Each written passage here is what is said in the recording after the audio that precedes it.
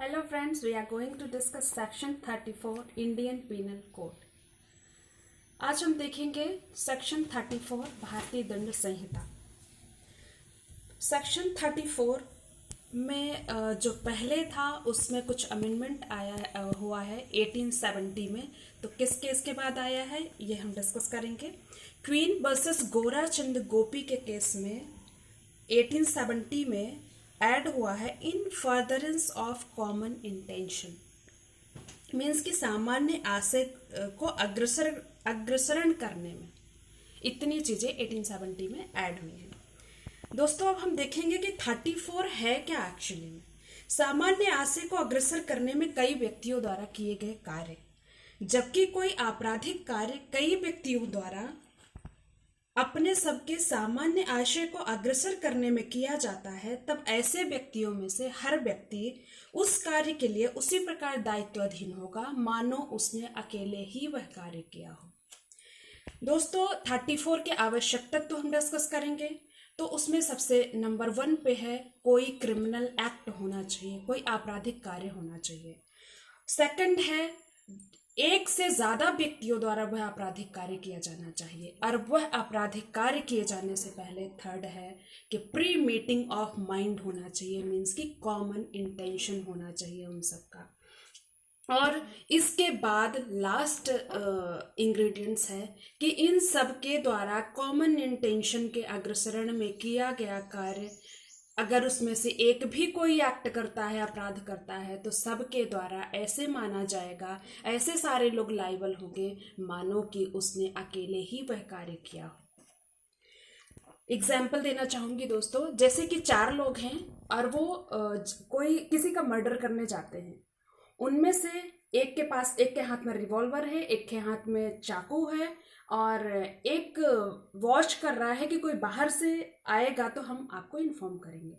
और एक व्यक्ति एक गाड़ी जिस गाड़ी से उन लोग आए हुए हैं उस गाड़ी को स्टार्ट करने के लिए उसमें बैठा हुआ है कि आप लोग जैसे ही ऑफेंस कमिट करके आओगे हम लेके चल देंगे।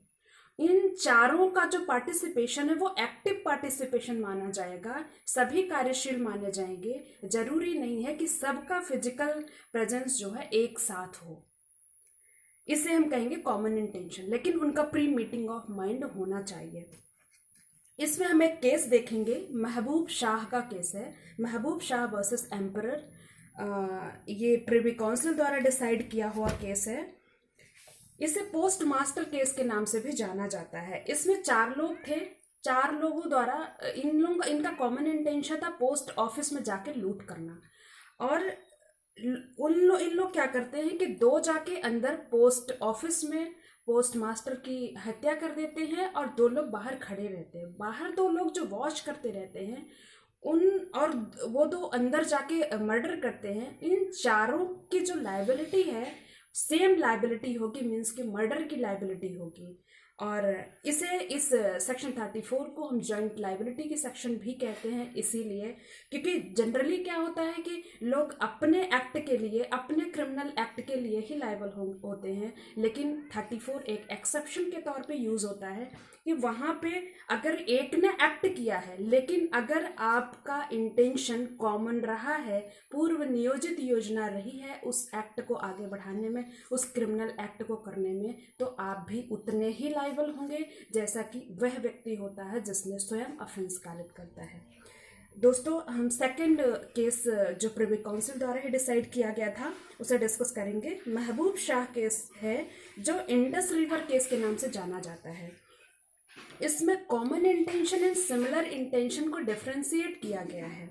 कॉमन इंटेंशन मीन्स कि एक से ज्यादा व्यक्ति मिलकर प्री मीटिंग ऑफ माइंड उनकी है किसी ऑफेंस को करने के लिए, और वो सेम वही एक्ट कर रहे हैं, मतलब उनका इंटेंशन सेम होना चाहिए। लेकिन जो सिमिलर इंटेंशन है उसका मतलब ये है, एग्जाम्पल से बताना चाहूंगी, जैसे 4 लोग यहाँ ऑफेंस करने के लिए प्री मीटिंग ऑफ माइंड करके किसी व्यक्ति को मारने जाते हैं, उसके घर रात में घुसते हैं, और उसी व्यक्ति को मारने के लिए 2 लोग और कहीं दूसरे साइड से आते हैं।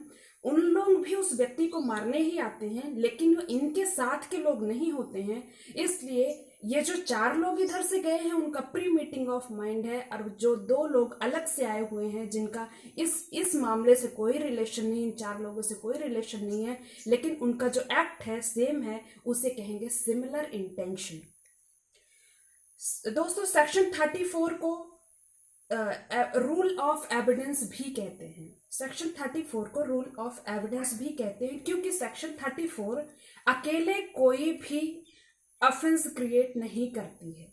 ये एक साक्ष्य का नियम है क्योंकि स्वयं में ये पनिशेबल नहीं है, ये किसी सेक्शन के साथ जुड़ के एक लाइबिलिटी बताती है वन आर मोर पर्सन की। एक जो अभी जो हमने 2 केस देखे, महबूब शाह का और वीरेंद्र कुमार घोष का केस देखा, वो प्रिवी काउंसिल द्वारा डिसाइड किया हुआ केस था। दोस्तों आज हम जो 3rd केस देखेंगे वो इन सुप्रीम कोर्ट द्वारा 1955 में डिसाइड हुआ है, Panduranga versus state of Hyderabad. अभियोजन का यह दायित्व है कि वह अपना पक्ष साबित करे कि इन 4 का एक्ट से पहले कॉमन इंटेंशन था, यह सभी का कार्य उस अपराध के अग्रसरण में किया हुआ माना जाएगा। ये भी कॉमन इंटेंशन के बारे में बात कर रहा है कि एक से ज्यादा व्यक्ति हैं और कोई एक्ट करने जाते हैं और उनका प्री मीटिंग ऑफ माइंड है, तो वो सारे एक ही ऑफेंस के लिए एक साथ लायबल होंगे, मानो उन्होंने अकेले ही कार्य किया हो। और एक केस देखेंगे दोस्तों, श्रीकांत रमैया वर्सेस बॉम्बे स्टेट 1955 का ही केस है।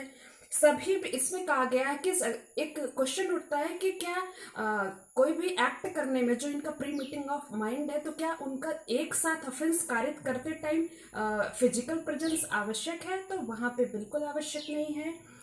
उन लोगों का फिजिकल प्रेजेंस हर मामले में आवश्यक नहीं है, क्योंकि अगर मान लो कि 4 लोग हैं, उसमें से एक फोन पे सारी चीजें, सारे उस ऑफेंस को जो भी क्राइम सीन है, क्राइम का जो ऑब्जेक्ट है, इंटेंशन है, वो फोन पे डील कर रहा है, और बाकी लोग वहाँ फिजिकल प्रेजेंस में हैं और वो एक्ट कर रहे हैं, तो वो व्यक्ति जो फोन से डील कर रहा है उस ऑफेंस को, वो भी उन 4 में से ही माना जाएगा और वो भी उतना ही लायबल होगा मानो कि स्वयं उसने ही ऑफेंस कारित किया है।